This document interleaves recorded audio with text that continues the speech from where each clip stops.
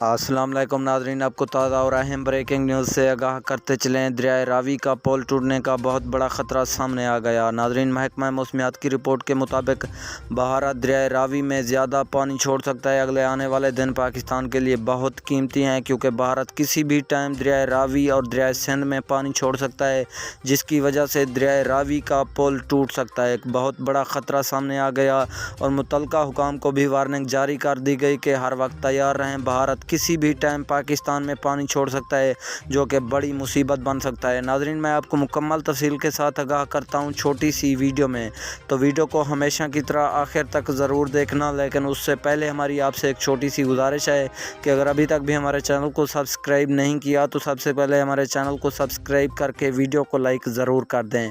नाज़रीन, भारत ने पानी छोड़ने का फ़ैसला कर दिया। भारत में